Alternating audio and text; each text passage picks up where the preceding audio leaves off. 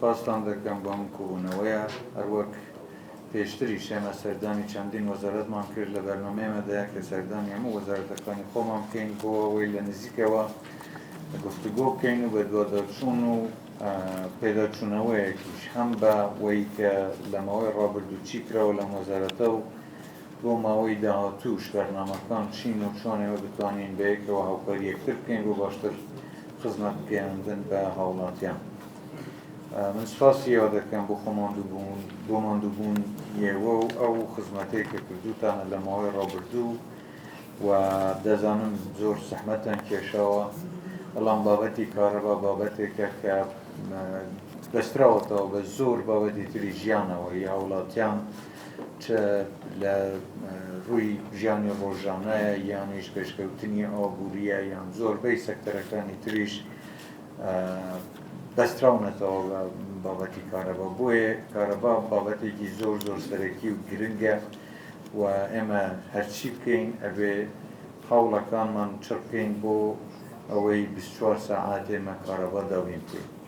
هۆکارەکانی ئەوەی کە بۆ تا ئێستا نەکراوە کارەبا دابین بکرێت زۆری دەگەڕێتەوە بۆ ماوەی ڕابردوو، بەڵام من لێرە پرسیارێکمەوە پێشەوەی هەندێک خاڵ هەیە باسی کەم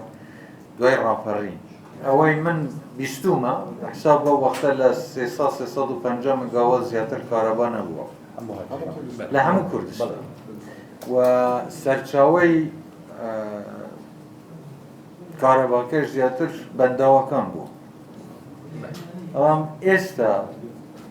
3500 مگاوات کارەبا هەیە. ئایا ئەگەر بەراوردی دانیشتوانی هەرێمی کوردستان لەو کاتە بۆ ئێستا بکەین لە 350 مگاوات ئێمە بەرەو 3500 مگاوات چوین، ئایا دانیشتوانی ژمارەیە ئەوەندە زیاد بووە؟ نەخێر. کەواتە بۆچی دوای ئەوەی ئەو هەموو مگاواتە زیاد کراوە بوو هێشتا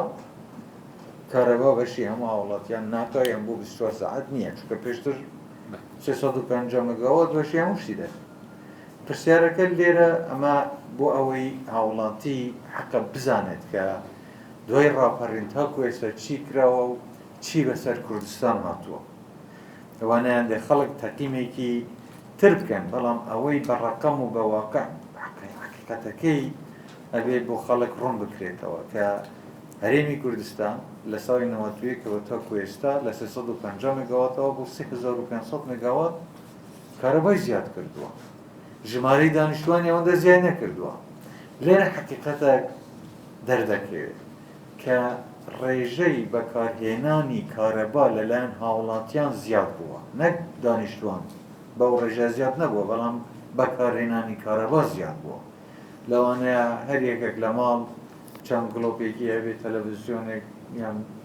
سەلاجەیەک فڕنیەک شتێکی وە، بەڵام ئێستا کە بەکارهێنانی مەوەدی ئەلکترۆنی لە هەر ماڵێک لە هەر خانوویەک لە زۆر زۆر زیاتر بووە لەوەی پێشترەوە. ئەمە یەک. دوو، کارگەکانی پیشەسازی ئیش لە کوردستان زۆر زۆر زیادیان کردووە کە زۆر کارەبا بەکاردێن. ئەمە هەمووی ئاماژەیە بە پێشکەوتنی ئابووری لە ماوەی ئەو ساڵانەی ڕابردوو کە لە کوردستاندا ڕووی داوە. بۆیە داوای کارەبا، داوای بەکارهێنانی کارەبا زۆر زیاترە لەوەی کە بەپێ ڕێژەی ئەگەر سەیریکەن بەپێ زیادبوونی هاوڵاتیان. شتێکی تریش هەیە پێم وایە کە پێویستە گرنگی پێ بدرێ و لە ڕاگەیاندنەکانیش و وەزارەت خۆشی لەسەری بوەستێ بەکارهێنانی زیادە و خەسارکردنی کارەبا. زۆر جار خەڵک هەیە بەداخەوە، بەڵام بەبێ ئەوەی پێویست بێ چەندین گڵۆپ هەیە نەیکوژێنێتەوە بەشە و پێویستی پێ نییە. یعنی بە هیچ شێوەیەک ئێمە ئەو کولتورە زۆر جێگیر نەبووە کە خەڵک کارەبا بە هەدەر نەدات. ئەمە شیوادارم لە بەرنامەکانی ڕاگەیاندنە لە ڕێنمایەکانی وەزارەتە هەوڵی وا بدەین و داوا لە هاوڵاتیانیش بکەین کە یارمەتی دەربن بۆ ئەوەی ئەو کارەبای پێویست نەبێ بەکاری نێنن، چونکە لە ئەنجامدا هەر بخۆیان. ئەمە شتێکێکە لە هۆکارەکانی تر. جەناب وەزیر سێ حاڵەتی باس کرد. یەکێک تەولیدی کارەبا، دروستکردنی کارەبا، گەیاندنی کارەبا دابەشکردنی کارەبا بەڵام خاڵی چوارەمیش کۆکردنەوەی داهاتی کارەبایە کە لێرەدا ئێمە نوقسانیەکی گەورەمان هەیە من دەزانم لە نزیکەوەش لەگەڵ ئێوە ئاگادار بووم لەوەی کە لەم کابینەیە گرنگیەکی زۆر بە دروستکردنی ژێرخانی گەیاندنی کارەبا درراوە پێشتر ئەو لاسەیکە هەبووە چونکە ڤۆڵتاژی کارەبا و سە و سیمانەی بەکارداهاتن لەوانە لەو ئاستە نەبووبن و ئەوەی های ڤۆڵتاژەوانە بەکارهاتووە کە ئەمە خۆی دروستکردنی ژێرخانی گەیاندنی کارەبا کێشەی زۆر زۆر زیاتری دروست دەکرد ئەگەر چارە نەکرابایە ئەمانە هەمووی ئەو بەرنامانەن کە لە کارنامەی چاکسازی حکوومەتدا گرنگی پێدراوە دروستکردنی ئەم ژێرخانە خەڵک لەوانە نەیبینێ بەڵام نەتیجەکەی ئەوەیە کە ئێمە گەیشتونەتە ئێرە ئەو ژێرخانە دروست کراوە بۆ گەیاندنی کارەبا زیاد مەسەلەی تەولیدی کارەبا یان دروستکردنی کارەبا ئەبەسرێتەوە بە مەسەلەی سوتەمەنی پێشتر زۆربەی هەرە زۆری ئەحتیمالەکە لەسەرەوە بووە کە وەکو نەوت و ئەوانە بەکارەوە کە ساریشی زۆر بەرز بوو غازمان کەم بوو بەنداوەکانمان بەداخەوە بەڵام بەهۆی بێبارانی و بەهۆی پەکەوتنی یان دووەکەوتن و کۆنبوونی سیستمەکە ئێمە نەمانتوانێەوە لە بەنداوەکان نە بەنداوی نوێ دروستکەین نە ئەوانەی کە هەن ماکسیمۆم ئەوەی خۆیان کارەبا تەولیدکەن کەواتە نوقسانیەک لەوێدا هەبووە و سعری سوتەمەنی بۆ بەرهەمێنانی کارەباش زۆر بوو ئێستا خەریکە لە سیستمی جێگرەوە دەکرێت کە ئەویش غازی بەهەدەرچووە ئەوەی ساحیبەیان فلێر گاسی پێدەڵێن یان حتا غازەی کە لە سونەکانی تر مەسەرەن لە چەمچەماڵە مۆڕێکی من داوامان کردووە و بەرهەمە زیاد بکرێت هیوادارین ئەو غازە دواتر زۆربەی هەرە زۆری بۆ بەرهەمێنانی کارەبا لە هەموو کوردستاندا بەکار بێ بۆی بتوانین هەم سعری بەرهەمێنانی کارەبا کەمکەینەوە هەم ڕێژەی ئەو مێگاواتان یان ژمارەی ئەو مێگاواتانێک کە پێویستن بۆ هەموو هاوڵاتیان گەینەوە ئاستەی کە 24 ساعت کارەبامان بۆ دابینکەوە ئەگەر زیادەش بوو دەتوانینەوە وەختە بدەینێ شوێنەکانی تریش لە عێراق گەیاندن وەکو باسم کردووە کارێکی باشتان کردووە تەوزیعیش وابزانم کارێکی باشتان کردووە بە تایبەتی دوای ئەوەی کە سیستمی سمارت میتەرتان دانەوە سمارت میتەر بەداخەوە زۆر جار لەوانەیە بە هەڵا خەڵک تێگەیشت بێ کە سمارت میتەر دانایی تر کارەبا زیادە کە سمارت میتەر کارەبا زیاد ناکە بەڵام بە خەساردان یان فێڵکردن لە بردننی کارەبا کەم دەکاتەوە ئەمە تەنیا سیستمێکە بۆ کۆنتترۆلکردنی ئەوەی چەند ئامپێر لەکوێ بەکار دێوەنیە بەتر ئەوەیە بۆ ڕێخستن و کۆنتترۆلی کارەبا کەواتە بەرهەمێنانی کارەبا زیاد ناکە بەڵام لە بە خەسەرنەدانی کارەبا وا دەکە کە ڕێژەیەک لەو کارەبا بگەڕێتەوە استفادەی لێ بکەین مەسەلەی کۆکردنەوەی داهات کێشەی گەورەیە ئەمەش لە هەموو کوردستان وەکو یەک نییە ئەمە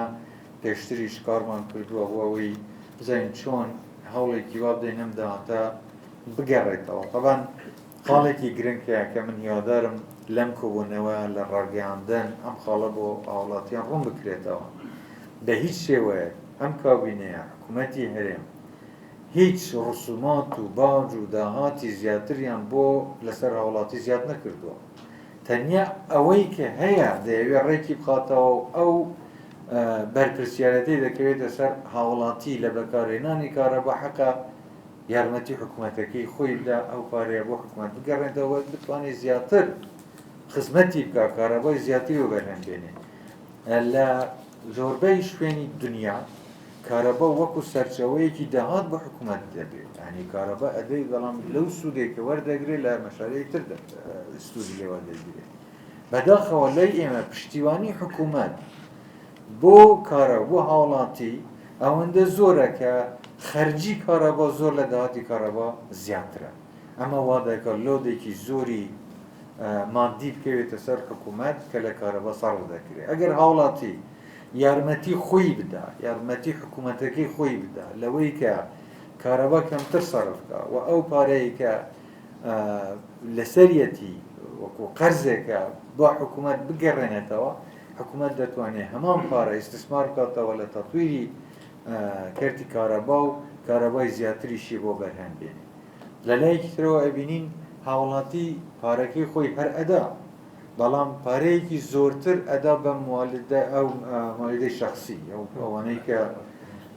لەوانەیە دوو سێ قیمەت ئەوەی هەبێ، یعنی ساری حکوومەت پارە ئەدا بە موالدانەی کە لە گەڕەکەکان هەن زیاتر لە ساری حکوومەت ئامادەیە ئەوە بدا و تحملی دەنگ و دووکەڵ و ئەوانەشی بکە،